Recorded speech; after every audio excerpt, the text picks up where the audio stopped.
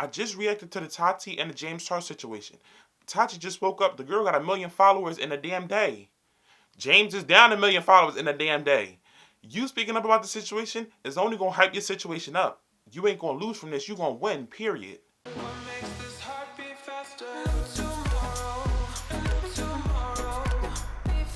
Hey honeys, it's your boy Jeremiah back again with another video. And yesterday, honey, was just a great day for the YouTube drama.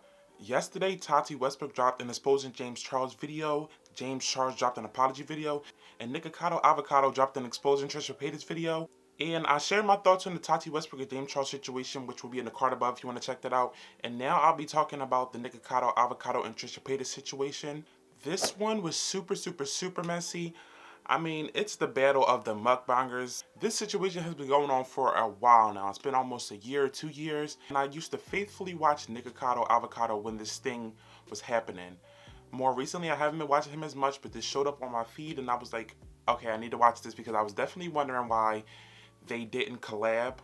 But before we get into this video, make sure you like this video, give it a big thumbs up, subscribe if you haven't already, hit that bell icon for notifications when I post. I post every week, not every 2 weeks, not every 3 weeks, every 7 days or less, honey. And without further ado, let's get into the video. So this happened around 2016, early 2017.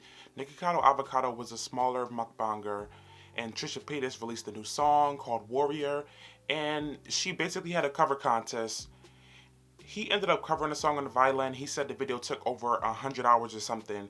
And she ended up commenting that she loved the video and she loved his other videos and she wanted to collab.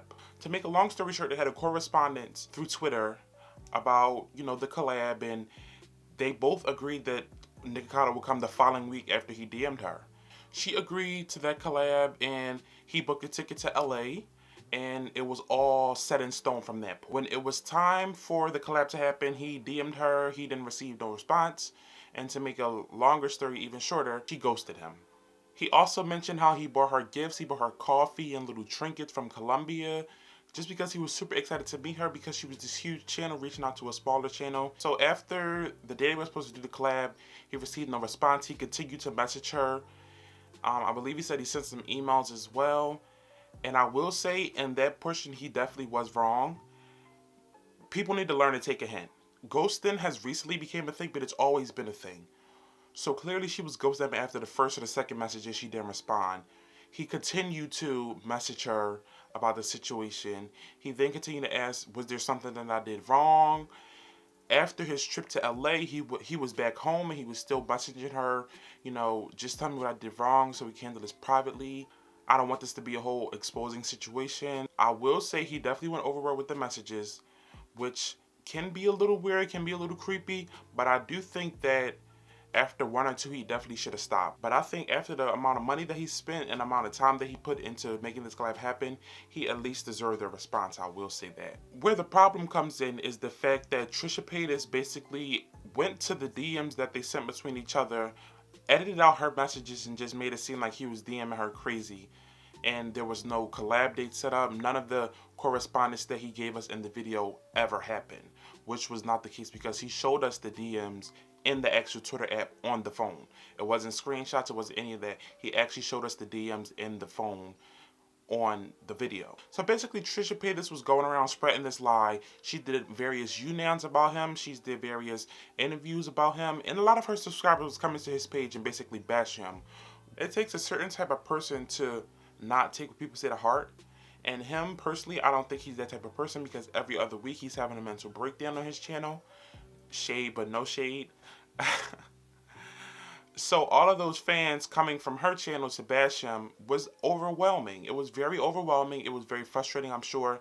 And it is disheartening, especially when you're trying to build a brand based on positivity. So after all of the drama that happened, more recently, Orlin paid Trisha Paytas for a cameo and asked her what she likes and what she doesn't like about Nikocado Avocado. She mentioned the situation briefly. I knew she was lying from the fact that she was so vague. She mentioned, we had a situation where it was a rumor that I paid for the flight, but let's not get into that. That's exactly what she said. Which tells you that, she knows the situation. He knows the situation. We don't know the situation, but she didn't want to get into the situation because she probably forgot the lies that she was telling, honey. Then she ended the video off saying, I love you, Nick, and I love you guys as a couple, this, that, and the third. which furthermore shows her crazy tendencies, honey. She's really like sick. Like this girl is really sick. She needs mental help. All these YouTubers for real need psychiatrists because half of these people they run and they tell their problems to the camera instead of telling their problems to people, which is the problem in itself. I think it was also kind of interesting that he said he posted the video now as opposed to when it happened because he felt as a small channel he didn't want to be known as the guy who had beef with Trisha Paytas. Me personally, I hate that approach. I hate people who think like that. Look, if somebody wrongs you and you want to speak up, you need to speak up. Stop silencing yourself to satisfy someone else. Because guess what, Nick? When she spoke on a situation with you, the hate came anyway. You're either going to accept the hate in silence or you're going to stand up for yourself and accept the hate regardless. So the next time a situation like that happens to you, don't be scared to speak up. But also remember, everything does not need to be handled publicly. This situation, I do think, needed to be handled publicly because you were being dragged publicly. She was doing those interviews publicly. So I think it was a great choice to publicly address it. But this definitely should have been done earlier before all the interviews came out and all of that information came out. Because guess what? Once you put it out there, there's nothing she can say. She has to acknowledge it at this point. She can't go into interviews lying. She can't go into interviews saying the photos are doctored because it was from the actual phone. It was on the actual app. She can't do none of that now. So all of the time that her subscribers were dragging you could have been avoided. It would have been hate for maybe a month and then it would have died down. It wouldn't have been hate for a full year. So the next time you get yourself into a situation like that, you need to speak up. And that's it. I just reacted to the Tati and the James Charles situation. Tati just woke up. The girl got 1 million followers in a damn day. James is down 1 million followers in a damn day. You speaking up about the situation is only going to hype your situation up. You ain't going to lose from this. You going to win, period. He wrapped up his video saying that he wanted an apology from Trisha and he wants to know what he did wrong. I think he needs to just leave this alone. Trisha Paytas is a problem in herself. Trisha Paytas got something going on up here. A lot of y'all motherfuckers got something going on up here. But Trisha Paytas is at the top of the list, honey. Leave it alone. She's not going to give you an apology. Now that you just exposed her, she's definitely not going to give you an apology. Because now she looks like a liar. Now she looks crazy. Now she looks toxic. She's not going to give you that apology. So what you need to do is you need to move on with your life.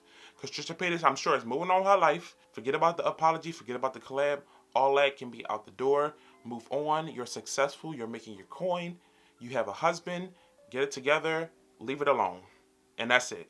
But that is all for this video, guys. Make sure you like this video. Give it a big thumbs up. Subscribe if you haven't already. Hit that bell icon for notifications when I post. I post every week. Not every 2 weeks. Not every 3 weeks. Every 7 days or less, honey. And I'll see you guys in the next video. Bye, honeys.